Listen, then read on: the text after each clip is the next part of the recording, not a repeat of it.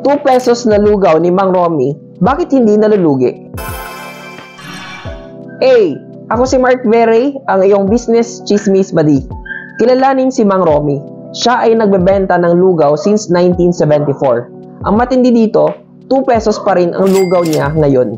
Sa sobrang mura nito, mapapatanong ka talaga kung hindi ba malulugi si Mang Romy dito?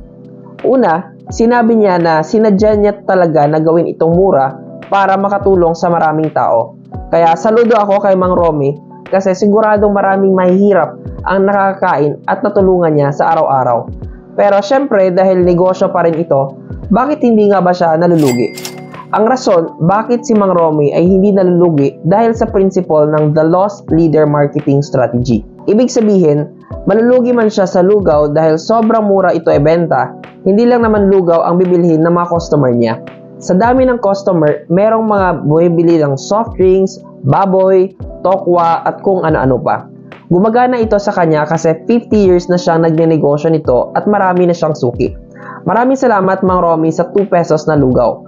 For more business chismis, please follow and share.